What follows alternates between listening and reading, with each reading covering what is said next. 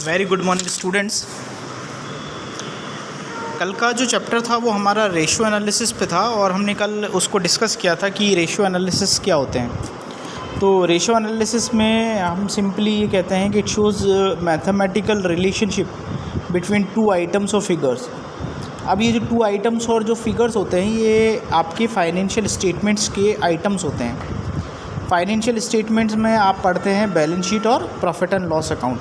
तो कुल मिलाकर अगर आप देखें तो जो रेशियो एनालिसिस होता है वो बैलेंस शीट और प्रॉफिट एंड लॉस अकाउंट के आइटम्स के बीच में मैथमेटिकल रिलेशंस बनाता है और इसका इंटरप्रिटेशन आप इसलिए करते हैं कि इससे आपको मदद मिलती है, इन्वेस्टर्स को मदद मिलती है, मैनेजमेंट को हेल्प मिलती है, सरकार को हेल्प मिलती है।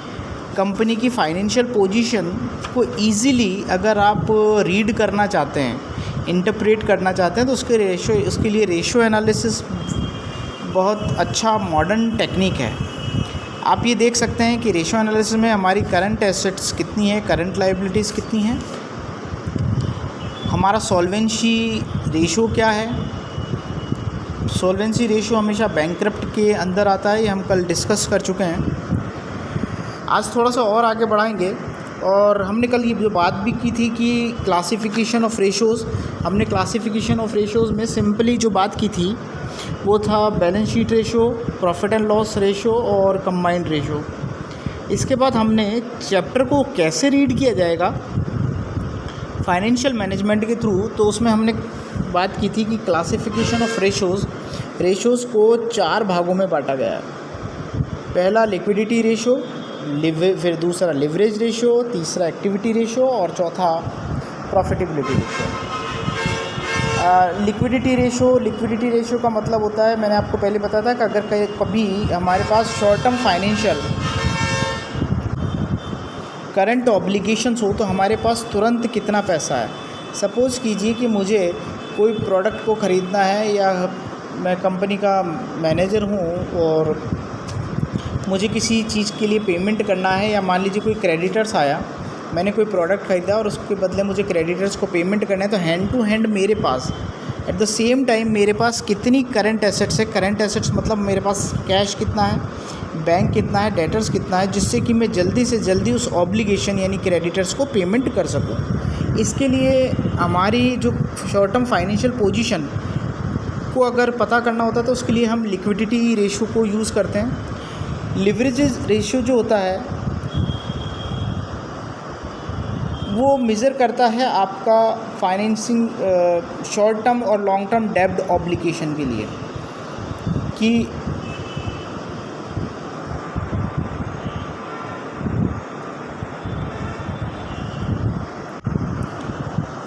डेब्ट ऑब्लिगेशन के लिए कि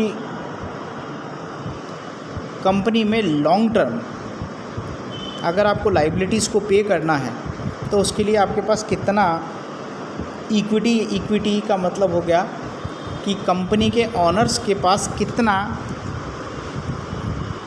उसकी एसेट्स है। तो लिवरेजेस रेशियो जो होता है वो लॉन्ग रन में फाइनेंस अगर कोई डेब्ट ऑब्लिगेशंस आते हैं तो उसको पे करने के लिए कंपनी के पास कितनी एसेट्स है उसको शो करता है।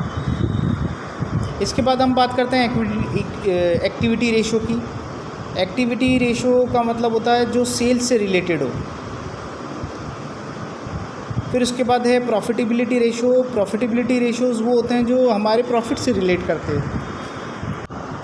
अब हम बात कर रहे हैं अजम्पशंस ऑफ रेशियो एनालिसिस की। इसकी रेशियो एनालिसिस की जो पहली अजम्पशंस होती है वो होती है कि जो फाइनेंशियल स्टेटमेंट हो उसकी एक रीज़नेबल पिक्चर ऑफ कंडीशन होनी चाहिए कि उसकी एक्चुअल में फाइनेंशियल स्टेटमेंट में जो शो की गई है उसकी कंडीशन एक्चुअल में कितनी है। दूसरा जिसके लिए हम रेशियो एनालिसिस कैलकुलेट कर रहे हैं उसका financial statement up to date होना चाहिए, और अगर आप कंपैरेटिव स्टडी कर रहे हैं तो उसके लिए भी आपका स्टेटमेंट अप टू डेट होना चाहिए। जहाँ तक हम बात कर रहे थे कि हमारे पास 4 तरह के रेशियोज़ होते हैं क्लासिफिकेशन ऑफ रेशियोज़ में, तो सबसे पहला लिक्विडिटी रेशियो होता है। हम जो आज स्टार्ट करने जा रहे हैं वो लिक्विडिटी रेशियोज़ स्टार्ट करने जा रहे हैं। जो लिक्विडिटी होता है इसका मतलब होता है तरलता। तरलता से तात्पर्य अगर चालू दायित्व यानी करंट लायबिलिटीज़ आपके सामने आ जाए तो उसको पे करने की आपकी क्षमता से है। जो ये लिक्विडिटी वर्ड है, ये लिक्विडिटी वर्ड का मतलब ही यही है कि जब आपके पास या कंपनी के पास कोई करंट लायबिलिटीज़ या करंट ऑब्लिगेशंस आ जाएं तो उसको पे करने की क्षमता आप में कितनी है, शॉर्ट टर्म में ये लिक्विडिटी रेशियो सॉल्व बताता है। इसके संबंध में जो डेफिनेशन दी गई है वो प्रोफेसर हर्बर्ट बी मेयो की है। Liquidity is the ease with which assets में be converted into cash without loss. यानी तरलता का आशय यही है कि नकद में परिवर्तन करने की आसानी हो। जैसे सपोज़ कीजिए कि मैंने कोई प्रोडक्ट को ख़रीदा है और उस प्रोडक्ट को ख़रीदने के लिए मुझे 2 लाख रुपए की आवश्यकता है और मुझे 2 लाख रुपए उसको उसी वक्त देने हैं जैसे ही वो प्रोडक्ट की डिलीवरी करता है या रॉ मटेरियल की डिलीवरी करता है। तो मेरे पास उस वक्त उस शॉर्ट टर्म ऑब्लिगेशन को पे करने के लिए मेरे पास कितना पेमेंट है ये लिक्विडिटी बताएगा। तो इसमें जैसे मान लीजिए सपोज़ कीजिए जैसे मेरे पास 1 लाख रुपए कैश है, मैंने उसको तुरंत दे दिया। फिर उसके बाद मैं 10 मिनट बाद बैंक गया और बैंक से 1 लाख रुपए का पेमेंट लेके आया और मैंने तुरंत उसको 2 लाख रुपए दे दिए। इसका मतलब ये हो गया कि मेरी फाइनेंसिंग जो कैपेसिटी है और शॉर्ट टर्म में जो ऑब्लिगेशंस आते हैं मैं उसको रिमूव आसानी से कर सकता हूँ। यदि हम साधारण शब्दों में बात करें तो जो तरलता अनुपात होते हैं वो तरल संपत्तियों से अल्पकालीन दायित्वों के भुगतान करने की योग्यता है। यानी करंट लायबिलिटीज़ के अपीयर होने पर उसको पे करने के लिए करंट एसेट्स बताता है।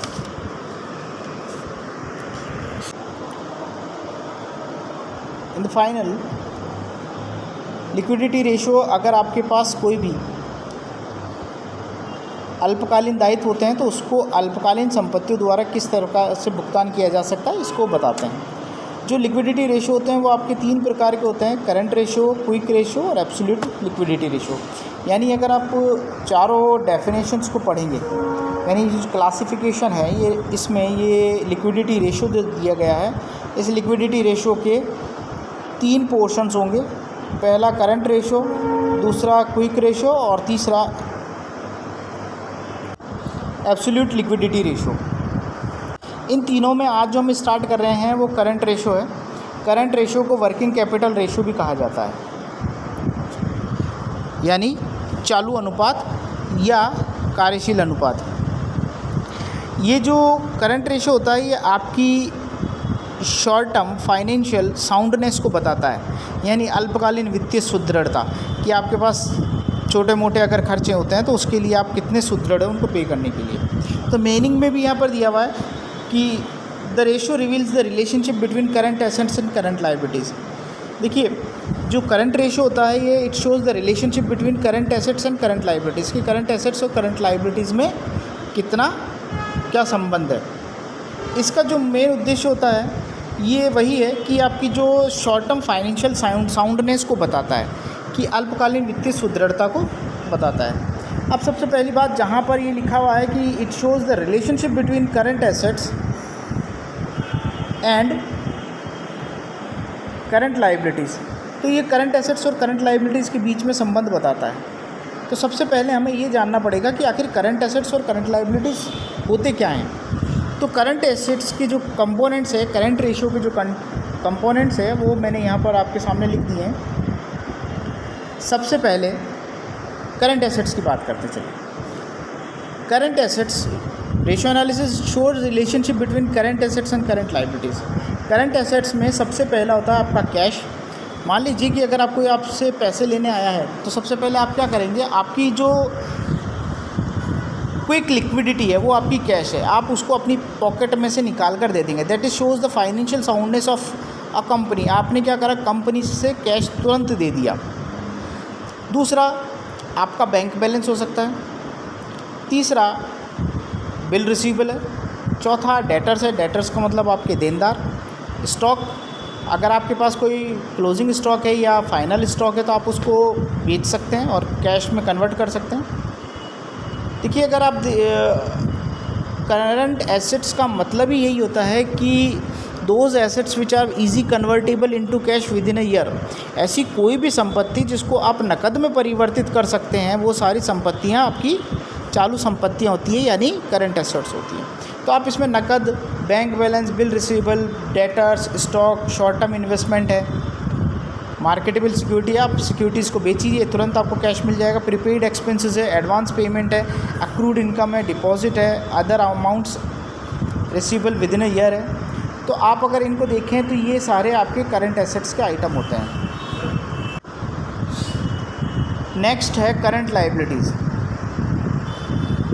करंट लायबिलिटीज़ का मतलब है ऐसी छोटी मोटी लायबिलिटीज़ जो आपके एक फाइनेंशियल ईयर के बीच में आती है। यानी अगर आप इसे बताएं तो current liabilities, those liabilities which are payable within year, ऐसी कोई भी दायित्व या ऐसे कोई भी भुगतान है जिनको एक साल के अंदर अंदर भुगतान करना है, वो सारे करंट लायबिलिटीज़ में आते हैं। इसमें पहला जैसे बिल्स पेबल है, किसी ने बिल लिखा तो आपको पेमेंट करना तुरंत। क्रेडिटर्स है, वो लेने आ गया आपसे पैसे। लेनदार, शॉर्ट टर्म लोन है, उसे आपको एक साल के अंदर अंदर चुकाना है। बैंक ओवरड्राफ्ट, देखिए जो ये बैंक ओवरड्राफ्ट ये कंडीशन होती है, इसके बारे में एक आ जाता है कि वैसे तो ये कंडीशन जो बैंक ओवरड्राफ्ट की होती है, ये बैंक ओवरड्राफ्ट की कंडीशन चालू खाते पे मिलती है। बैंक ओवरड्राफ्ट का मतलब होता है कि आप अपने अकाउंट में जो पैसा जमा है उससे ज़्यादा पैसा विड्रॉ कर सकते हैं, ठीक है। तो क्या होता है कि वैसे तो ये फिक्स्ड लायबिलिटीज़ मानी जाती है, लेकिन बैंक के पास ये पावर होती है कि यह लायबिलिटीज़ आपकी साल के किसी भी दिन बीच में वो बंद कर सकती है, इसलिए इसको हम आप अपने करंट लायबिलिटीज़ के अंदर शो करते हैं। टैक्स प्रोविजंस है, अनक्लेम डिविडेंड है, प्रपोज डिविडेंड है, एडवांस फ्रॉम कस्टमर है, डिपॉजिट फ्रॉम डीलर्स है, provision for bad and doubtful debts है, इंस्टॉलमेंट पेमेंट्स है। तो ये जो कंपोनेंट्स आपके सामने दिए हुए हैं करंट एसेट्स और करंट लायबिलिटीज़ के, इनके बीच में रिलेशन निकालता है वो होता है करंट रेशियो। क्योंकि करंट एसेट्स और करंट लायबिलिटीज़ एक वित्तीय वर्ष से संबंधित है, एक फाइनेंशियल अकाउंटिंग ईयर से संबंधित ही होते हैं, इसलिए इसे हम करंट रेशियो कहते हैं, चालू अनुपात, कि ये करंट एसेट्स और करंट लायबिलिटीज़ के बीच में रिलेशन बताते हैं। अब बात करते हैं कि करंट रेशियो को कैसे ज्ञात किया जाता है। देखिए, करंट रेशियो जो निकाला जाता है उसका फॉर्मूला होता है current assets upon current liabilities. Current ratio is equals to current assets upon current liabilities. यानी आप इसमें देखिए, आपकी जो करंट एसेट्स हैं उन सब का टोटल आप लिखें और ऊपर लिख दें, और करंट लायबिलिटीज़ का जो टोटल है वो आप नीचे लिख दें। तो करंट एसेट्स और ये करंट लायबिलिटीज़, ये दोनों आपको जो आइटम्स हैं ये आपको मिलेंगे बैलेंस शीट में। एक बैलेंस शीट दी होगी, बैलेंस शीट में से आपको करंट एसेट्स में कौन कौन से आइटम्स आते हैं उनको टिक करना है, करंट लायबिलिटीज़ के कौन से आइटम आते हैं उनको टिक करना है, और करंट एसेट्स को ऊपर लिखना है उनके एग्रीगेट टोटल को, और नीचे करंट लायबिलिटीज़ के टोटल को लिखना है। तो इससे जो आंसर आएगा वो आपका करंट रेशियो हो जाएगा। करंट रेशियो में आइडल यानी आदर्श जो अनुपात माना जाता है वो माना जाता है आपका 2:1, 2:1। यानी अगर आपके पास कोई करंट लायबिलिटीज़ 1 है तो उसके बजाय आपके पास करंट एसेट्स 2 होना आवश्यक है। सपोज़ कीजिए कि मान लीजिए मेरे पास कोई आता है और उसको 1 लाख रुपए का पेमेंट चाहिए, और 1 लाख रुपए वो मेरा क्रेडिटर है और मुझे उसको 1 लाख रुपए देने हैं, तो उस वक्त उस 1 लाख के अगेंस्ट में मेरे पास 2 लाख रुपए होना एक आइडल कंडीशन माना जाएगा। यानी 100% हमारे पास रिजर्व रहना चाहिए, ये आइडल कंडीशन है। इसको सॉल्व करने के लिए आप सबसे पहले आपके करंट एसेट्स के जो आइटम है थोड़ा उनको लर्न कर लें कि करंट एसेट्स में कौन सा आइटम है, करंट लायबिलिटीज़ में कौन सा आइटम है। अब सपोज़ कीजिए कि आपके सामने एक क्वेश्चन आया, आप लिक्विडिटी रेशियो निकाल रहे हैं। लिक्विडिटी रेशियो का मतलब है आपकी फाइनेंशियल साउंडनेस को बताना, ठीक है। तो आपके पास फाइनेंशियल साउंडनेस आपकी शॉर्ट टर्म में कितनी है। आपके पास ये क्वेश्चन दिया है, find current ratio of the firm from the following balance sheet. आपके पास एक बैलेंस शीट दी है, बैलेंस शीट में एक तरफ एसेट्स होते हैं, दूसरी तरफ लायबिलिटीज़ होती हैं, और आपको करंट रेशियो निकालना है। अब देखिए, आपको पता है कि करंट रेशियो का जो फॉर्मूला होता है वो होता है current assets upon current liabilities. सबसे पहले आप करंट एसेट्स को रीड कर लें। Cash, bank, PR, debtors, stock, short term investment, prepaid expenses, advance payment, accrued income, deposit capped with public bodies, other amount receivable with in year. इनको आप देख लीजिए। और इस बैलेंस शीट में इस साइड पर आप देखिए आपके पास करंट एसेट्स के आइटम कौन कौन से हैं। तो स्टॉक करंट एसेट्स है, डेटर्स करंट एसेट्स है, बिल रिसीवेबल करंट एसेट्स है। ये जो तीनों आइटम्स हैं, these are easy convertible into cash within a year है। एक वर्ष के अंदर अंदर इनको हम बदल सकते हैं। तो ये करंट एसेट्स हैं। तो बैलेंस शीट में फिक्स्ड एसेट्स को छोड़कर stock, debtors, bill receivable, cash और बैंक, हमारे पास ये जो 5 आइटम्स हैं, ये 5 आइटम्स आपके क्या हैं? करंट एसेट्स हैं। आप इन करंट एसेट्स को नीचे टोटल कर लें। और टोटल कैसे करेंगे? Stock, debtors, BR, cash, bank. Stock का टोटल 50,000, डेटर्स का 80,000, बिल रिसीवेबल 20,000, कैश आपका 30,000 और बैंक है आपका 20,000। ये जो टोटल बना, इसको आपने टोटल करा, ये बना 2 लाख। तो जहाँ आप फार्मूला लिखते हैं, फार्मूला आपका कौन सा? ये करंट एसेट्स। तो इस जगह करंट एसेट्स में आप यहाँ पर इसे प्लेस कर देंगे 2 लाख पे। देखिए यहाँ लिखा हुआ है 2 लाख। अब आप बैलेंस शीट में वापस आएंगे लाइबिलिटी साइड पर, क्योंकि हमारा जो फार्मूला है वो है current assets upon current liabilities. तो आप इसमें देखिए आपके करंट एसेट्स का आइटम कौन कौन से हैं। शेयर कैपिटल आपका करंट एसेट्स नहीं है, रिजर्व आपका करंट एसेट्स नहीं है, प्रॉफिट एंड लॉस का करंट एसेट्स नहीं, करंट लाइबिलिटीज़ नहीं है, sorry. Bank overdraft, bills payable और क्रेडिटर्स, ये 3 आइटम आपके करंट लाइबिलिटीज़ के हैं। आप इसमें चेक कर सकते हैं। Bills payable, creditors, bank overdraft, short term. तो ये तीनों आइटम्स आपको यहाँ पर मिल रहे हैं। Bank overdraft, bills payable, creditors. इन तीनों का अगर आप टोटल करेंगे तो वो बनता है आपका 30, देखिए आप 30,000 प्लस 25,000 और प्लस 45,000। आप देखिए इसको, तो ये आपके बन जाएंगे 1 लाख। इसे आप नीचे लिख दीजिए करंट लाइबिलिटीज़ में, तो ये आपका आ जाएगा 1 लाख। जब आप इसे सॉल्व करेंगे तो इसका आंसर बन जाएगा 2:1। 2:1 हमारा करंट रेशो है। ये कंपनी की साउंडनेस को बताता है। तो इस प्रकार अगर आपको क्वेश्चन में करंट रेशो को फाइंड आउट करना है तो करंट रेशो शॉर्ट टर्म आपकी फाइनेंशियल साउंडनेस को बताता है। इसको बनाने के लिए आपको करंट रेशो फॉर्मूला है आपका current assets upon current liabilities. आप सबसे पहले बैलेंस शीट में आएंगे, करंट एसेट्स के जो आइटम्स होंगे उनको टिक करेंगे और अलग से उनका टोटल कर लेंगे। फिर लाइबिलिटी साइड पर आएंगे, उसमें करंट लाइबिलिटीज़ के जितना आइटम होंगे उन सबको टिक कर लेंगे। फिर आप फॉर्मूले में इसको अप्लाई कर देंगे और आप यहाँ पर अपना आंसर फाइंड आउट कर सकते हैं।